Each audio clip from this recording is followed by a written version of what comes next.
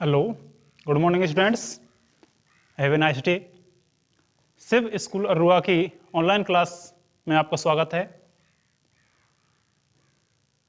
देखिए बच्चों, आज हम केमिस्ट्री का चैप्टर उठा रहे हैं रसायन विज्ञान से, और रसायन विज्ञान का फर्स्ट चैप्टर है दैनिक जीवन में रसायन। दैनिक जीवन में रसायन चैप्टर के अंतर्गत हम सबसे पहले दैनिक जीवन में रसायन की कुछ सामान्य बातें पढ़ेंगे। उसके पश्चात इस पाठ में अम्ल, क्षार और लवण के बारे में कुछ अध्ययन करेंगे। लवण और अम्ल, क्षार और लवण के बाद यहां पर अम्ल की तीन संकल्पनाएं आती हैं। अम्ल क्षार की तीन संकल्पनाओं में सबसे पहली संकल्पना है आर्रेनियस संकल्पना। आर्रेनियस संकल्पना। सेकंड कॉन्सेप्ट आता है इसमें ब्रांस्टेड-लॉरी संकल्पना, और एक आता है लुईस अम्ल क्षार संकल्पना। इसके बाद पाठ में अम्ल क्षार के सामान्य गुणधर्म, अम्ल क्षारों के उपयोग, पीएच स्केल और भी अन्य अदर्स कई टॉपिक्स का यहां पर अपन अध्ययन करेंगे। तो पाठ के प्रारंभ में हम सबसे पहले देखते हैं कि दैनिक जीवन में रसायन का सामान्य अध्ययन। हमारे घरों में घरेलू रूप से अनेक प्रकार की वस्तुएं ऐसी होती हैं, ऐसी वस्तुओं का हम उपयोग करते हैं जो विभिन्न प्रकार के रसायनों से निर्मित होती हैं। जहां तक की बात करें, आज हमने जो कपड़े पहन रखे हैं, वस्त्र जो पहन रखे हैं, ये भी रसायन से निर्मित हैं। घरों में अनेक प्रकार की वस्तुएं, खाने पीने की वस्तुएं, इन सब में कहीं ना कहीं कोई कोई केमिकल से रसायन अवश्य होता है। घरों में अनेक प्रकार की वस्तुएं जो बनी होती हैं वो केमिकल्स की होती हैं। अतः ये कहा जाए कि रसायनों के बिना जीवन संभव नहीं है, तो इसमें कोई अतिशयोक्ति नहीं होगी। पाठ के प्रारंभ में हम सबसे पहले बात करते हैं यहां पर अम्लों के बारे में कि अम्ल क्या होते हैं और क्षार क्या चीज होती है। देखिए, अम्ल जो होता है, अम्ल को इंग्लिश में एसिड कहा जाता है। क्या कहा जाता है? अम्ल को इंग्लिश में एसिड कहा जाता है, और क्षार को इंग्लिश में बेस कहते हैं। क्षार को क्या कहते हैं बच्चों? बेस कहते हैं। अम्ल लैटिन भाषा के एसिडस शब्द से बना है। एसिड जो है वो लैटिन भाषा के एसिडस शब्द से बना है, जिसका अर्थ होता है खट्टा। अर्थ क्या होता है इसका? खट्टा। अर्थात वे पदार्थ जो स्वाद में खट्टे होते हैं अम्ल कहलाते हैं। वे पदार्थ जो स्वाद में खट्टे होते हैं अम्ल कहलाते हैं। अम्ल के कुछ गुणधर्म होते हैं, जैसे कि ये नीले लिटमस पत्र को लाल कर देते हैं। अम्ल जो होते हैं वो नीले लिटमस पत्र को क्या कर देते हैं? लाल कर देते हैं। अम्ल जलीय विलयन में H+ आयन प्रदान करते हैं। अम्लों के जलीय विलयन विद्युत के सुचालक होते हैं। विद्युत के सुचालक होते हैं। यदि अम्लों कुछ बारे में सामान्य बातें, इसी प्रकार से हम क्षारों की बात करें। क्षार जो होते हैं स्वाद में कड़वे होते हैं। बेटा कैसे होते हैं स्टूडेंट्स? स्वाद में कड़वे होते हैं। क्षार साबुन की तरह स्पर्श में चिकने होते हैं। स्पर्श में चिकने होते हैं, या साबुन की तरह व्यवहार दर्शाते हैं। ये लाल लिटमस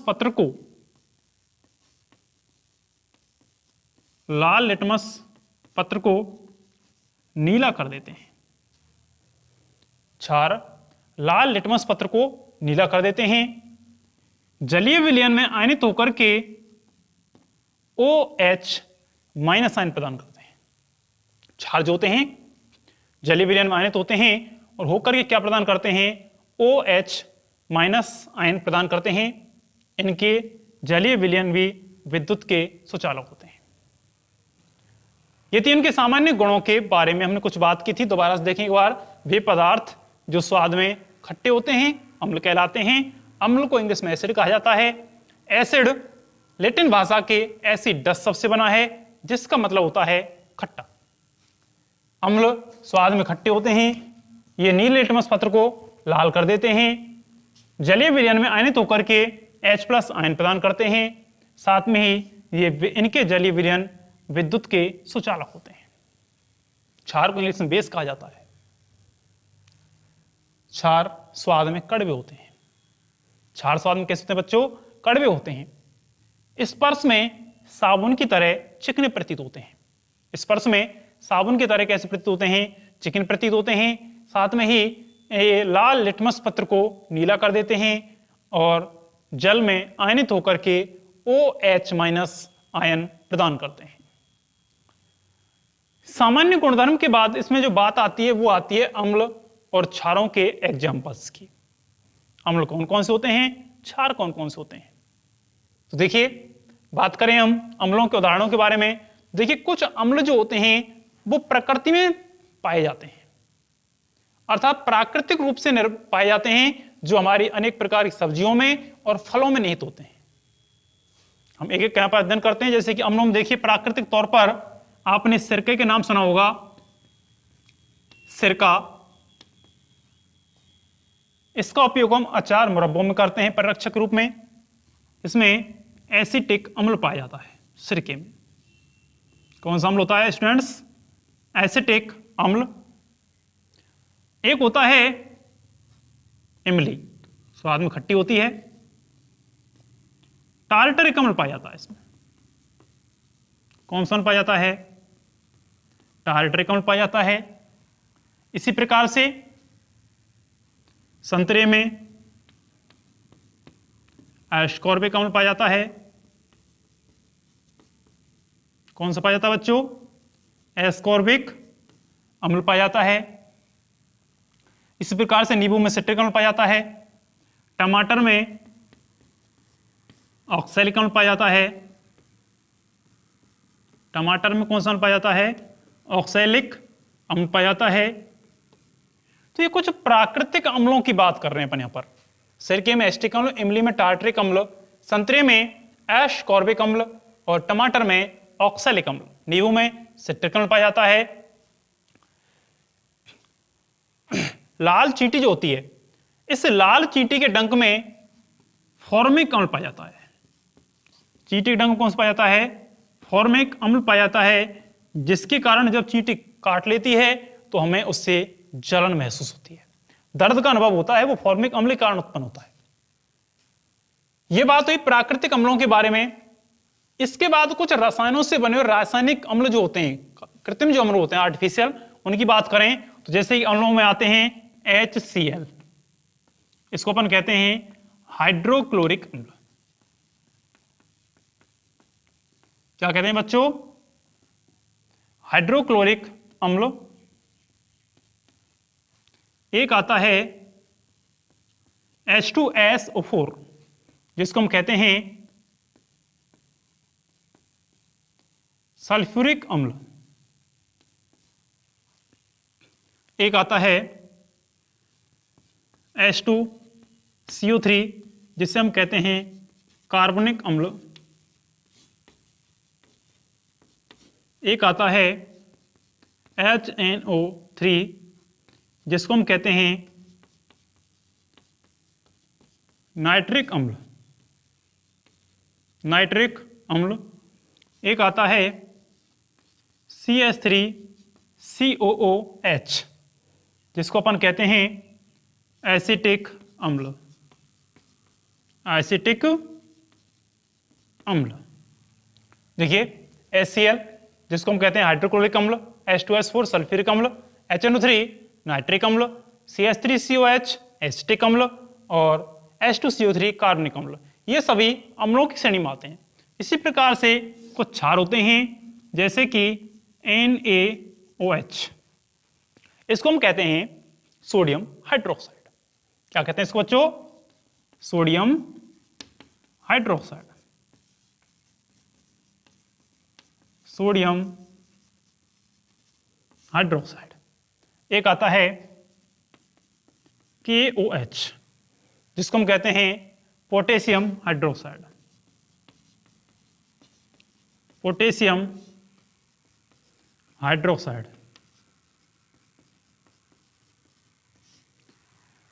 इसी श्रेणी में आता है CaOH का होल ट्वाइस। CaOH का होल ट्वाइस, जिसे हम कहते हैं कैल्शियम हाइड्रोक्साइड। Calcium hydroxide. एक आता है MgOH का होल ट्वाइस, जिसको हम कहते हैं मैग्नीशियम हाइड्रोक्साइड, या जिसको मिल्क ऑफ मैग्नीशिया भी कहा जाता है। देखें, ये अम्ल होते हैं HCl, H2S4, H2CO3, HNO3, CH3COH। ये अम्ल की श्रेणी में आते हैं NaOH, KOH, COH का होल ट्वाइस, MgOH का होल ट्वाइस, जिसको अपन कहते हैं मैग्नीशियम हाइड्रोक्साइड या मिल्क ऑफ मैग्नीशिया। ये सभी क्षार की श्रेणी में आता है। हमने यहां पर अम्ल और क्षार की कुछ सामान्य बातें पढ़ी, उनके उदाहरण पढ़े। इसके बाद जो नेक्स्ट पॉइंट आता है इसका, वो आता है लवण।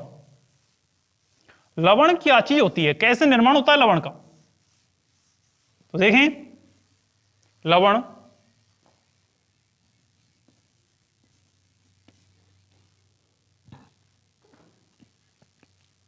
देखिए, लवण को इंग्लिश में मिनरल्स कहा जाता है। हमने दो चीजों को पढ़ा था अभी, अम्ल और क्षार।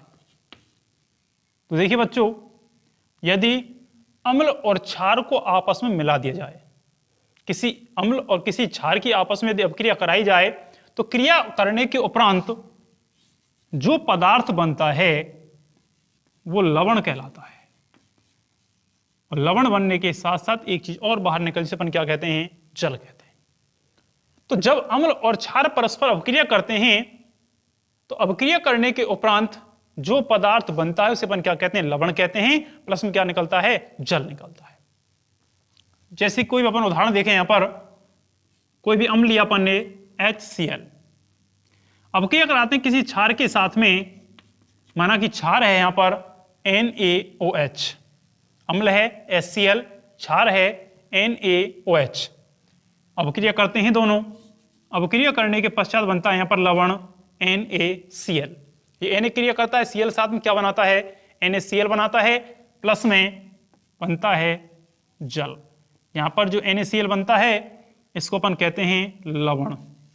क्या बना यहां पर? ये लवण बनता है। नाम होता है सोडियम क्लोराइड। सामान्य भाषा में नमक भी कहा जाता है। क्या कहा जाता है बेटा? नमक कहते हैं। यहां पर जो NaCl बनता है, लवण जो है, ये लवण कैसी प्रकृति का होता है? उदासीन प्रकृति का होता है। कैसी प्रकृति का होता है? उदासीन प्रकृति का होता है। ये लवण ना तो अम्ल की तरह व्यवहार करता है, ना क्षार की तरह व्यवहार करता है। किसी की तरह व्यवहार नहीं करता है। ना इसमें लाल लिटमस पत्र नीला होता है और ना ही नीला लाल होता है। एक उदाहरण और देखें, यहां पर H2SO4 प्लस KOH सल्फ्यूरिक अम्ल है। पोटेशियम हाइड्रोक्साइड क्षार है। जब दोनों परस्पर क्रिया करते हैं, ये बनाते हैं K2SO4। K क्रिया करेगा SO4 से बनाएगा K2SO4, जिसको अपन कहते हैं पोटेशियम सल्फेट। और प्लस में वही जल बनेगा। यहां पर बनने वाला K2SO4 क्या है? लवण है, जिसकी प्रकृति कैसी होगी? उदासीन प्रकृति होगी। ये जो दोनों प्रकार की अपक्रिया हमने आपके यहां पर लिखी हैं, इन अपक्रियाओं को उदासीनीकरण अपक्रिया कहा जाता है। क्या कहते हैं इनको बच्चों? उदासीनीकरण अपक्रिया। परिभाषा कैसे देंगे उदासीनीकरण अपक्रिया की? कि ऐसी अपक्रियाएं, या फिर दूसरे तरीके दे सकते हैं कि जब अम्ल और क्षार परस्पर अभिक्रिया करते हैं तो लवण और जल का निर्माण होता है।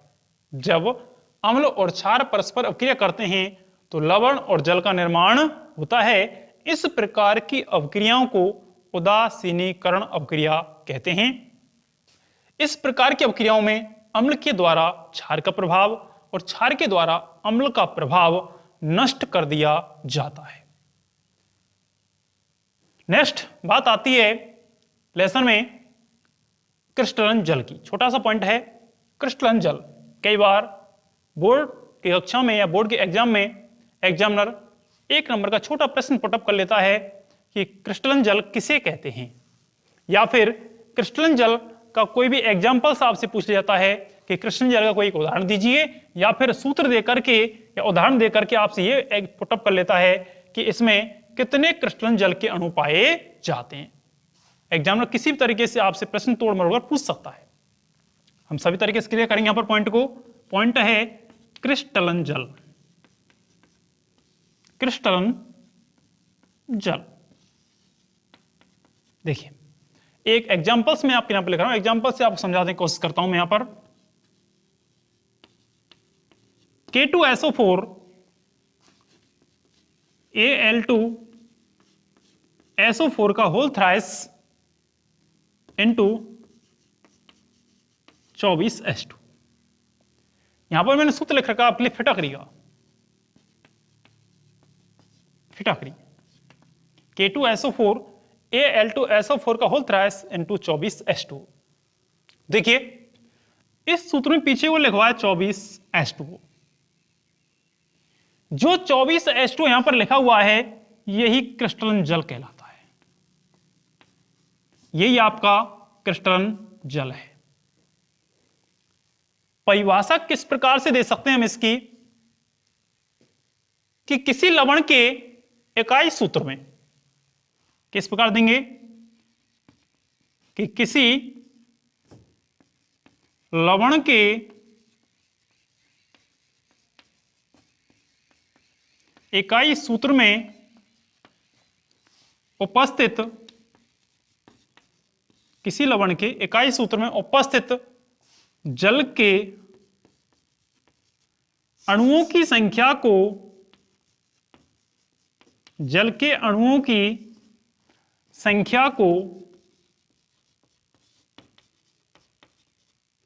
क्रिस्टलन जल कहा जाता है। क्रिस्टलन जल कहा जाता है। परिभाषा एक बार पुनः रिपीट करें। किसी लवण के इकाई सूत्र में उपस्थित जल के अणुओं की संख्या को क्रिस्टलन जल कहा जाता है। जैसे उदाहरण और देखें, CaSO4 इंटू 2H2O जिप्सम है ये, जिप्सम। CaSO4 इंटू 2H2O इसको अपन कहते हैं जिप्सम। इसमें कितने क्रिस्टलन जल के अणु हैं? 2। कितने क्रिस्टलन जल के अणु हैं? 2। इसी प्रकार से उदाहरण तौर पर अपन देखें CuSO4 into 5H2 copper sulphate होता है, 5 क्रिस्टलन जल के अणु पाए जाते हैं। और इसी प्रकार से FeSO4 इंटू 7H2O जिसमें 7 जल के क्रिस्टलन अणु पाए जाते हैं। तो ये बात थी क्रिस्टलन जल की। क्रिस्टलन जल के बाद नेक्स्ट जो टॉपिक आता है इसमें वो आता है अम्ल क्षार से संबंधित संकल्पनाएं। लेसन के शुरुआत में मैंने आपको बताई थी कि हम 3 संकल्पनाओं का यहां पर अध्ययन करेंगे, जिनमें सबसे पहली संकल्पना आती है आर्रेनियस संकल्पना। दूसरी संकल्पना है ब्रांस्टेड-लॉरी संकल्पना, और एक है लुईस अम्ल क्षार संकल्पना। एक एक कम विस्तार से यहां पर अध्ययन करते हैं। पहली आती है आर्रेनियस संकल्पना। सन 1887 में 1887 में वैज्ञानिक थे जिनका नाम था आर्रेनियस। सन 1887 में आर्रेनियस नामक वैज्ञानिक ने सर्वप्रथम अम्ल क्षार की संकल्पना प्रस्तुत की। अम्ल क्षार की संकल्पना प्रस्तुत की। आर्रेनियस के अनुसार अम्ल वे पदार्थ होते हैं, अम्ल वे पदार्थ होते हैं जो जलीय विलयन में H+ आयन देते हैं या H+ आयन प्रदान करते हैं। किसके अनुसार? आर्रेनियस के अनुसार।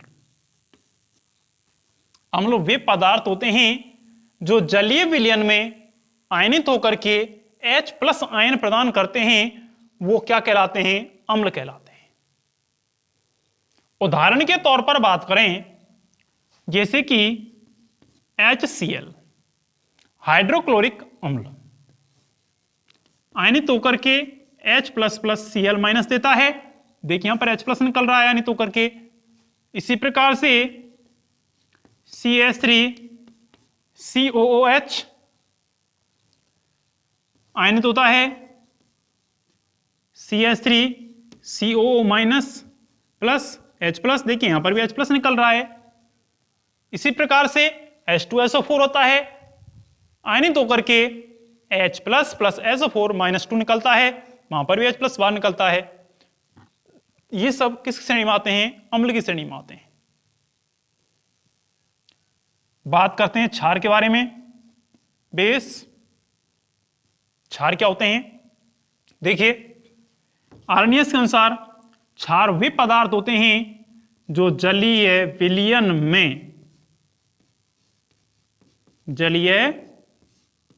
विलयन में आयनित होकर के OH- आयन प्रदान करते हैं। OH- आयन प्रदान करते हैं, वो क्या कहलाते हैं? क्षार कहलाते हैं। ध्यान रखें, दोबारा से देखें।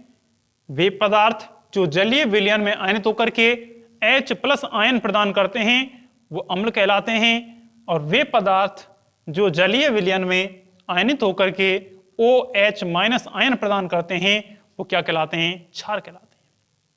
उदाहरण देखें क्षार में, जैसे कि NaOH आयनित होकर देता है Na+ plus OH-।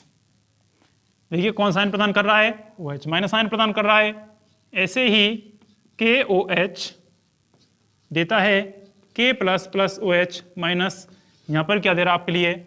OH- ion प्रदान करता है। तो किस श्रेणी में आते हैं? क्षारिक श्रेणी में आते हैं।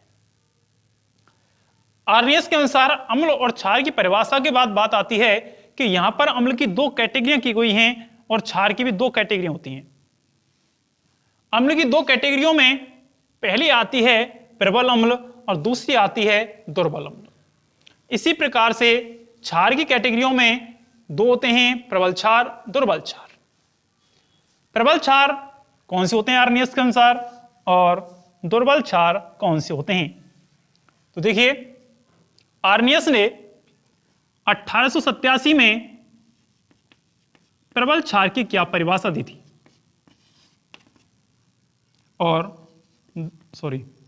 प्रबल अम्ल और दुर्बल अम्ल। इसी प्रकार से प्रबल क्षार और दुर्बल क्षार।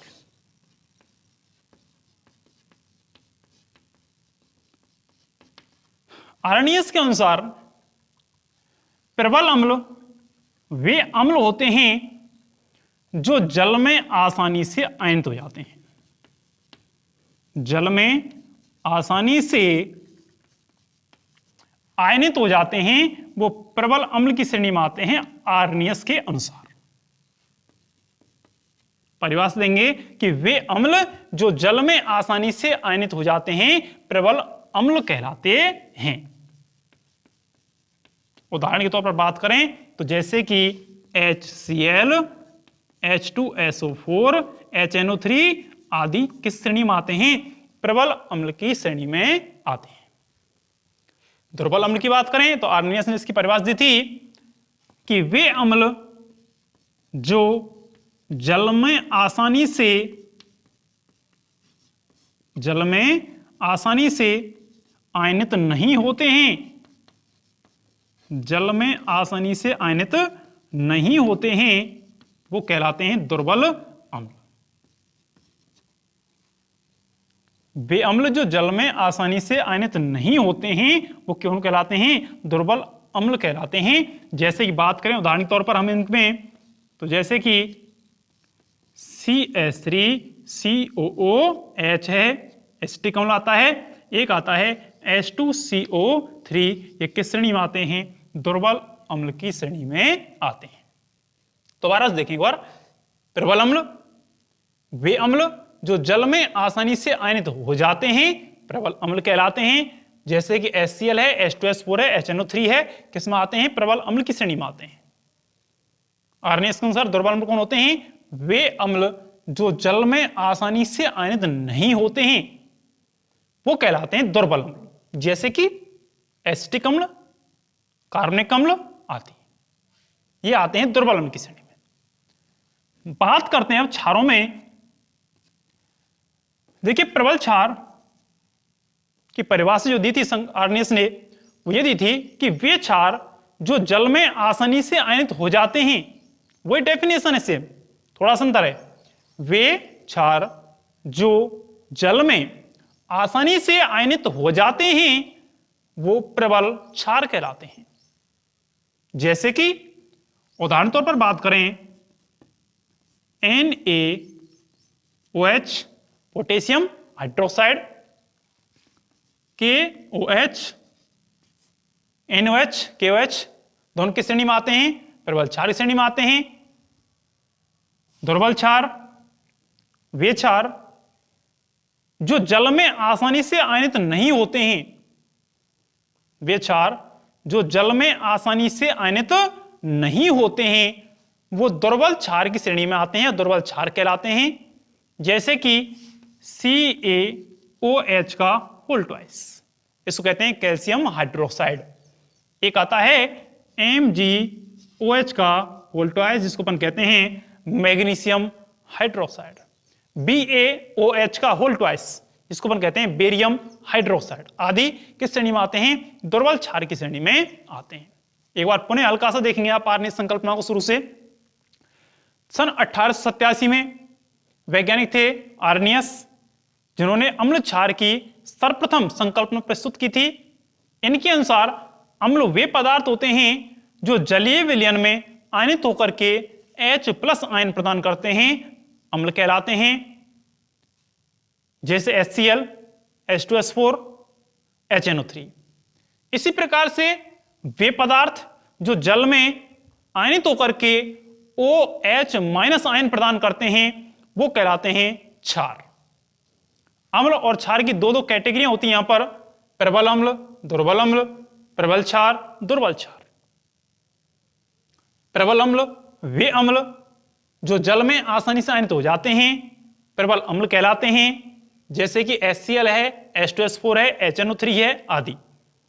दुर्बल अम्ल वे अम्ल जो जल में आसानी से आयनित नहीं होते हैं, दुर्बल अम्ल कहलाते हैं। जैसे कि एसिटिक अम्ल है, कार्बनिक अम्ल है आदि।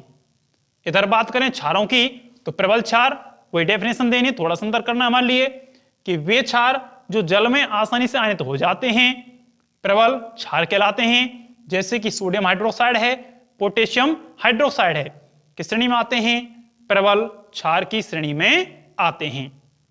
दुर्बल क्षार वे क्षार जो जल में आसानी से आयनित नहीं होते हैं दुर्बल क्षार कहलाते हैं। जैसे calcium hydroxide, magnesium hydroxide, barium hydroxide आदि। तो अपनी पहली संकल्पना कंप्लीट यहां पर होती है आर्नियस की अम्ल क्षार संकल्पना। इसके बाद में अम्ल क्षार की दो संकल्पनाएं और आती हैं। एक आती है ब्रांस्टेड लॉरी संकल्पना और एक आती है लुईस अम्ल क्षार संकल्पना, जिनमें भी अम्ल क्षार की अलग अलग परिभाषा दी हुई हैं। इन संकल्पनाओं के बारे में कल की कक्षा में अध्ययन करेंगे। आज के लिए इतना ही बहुत। धन्यवाद।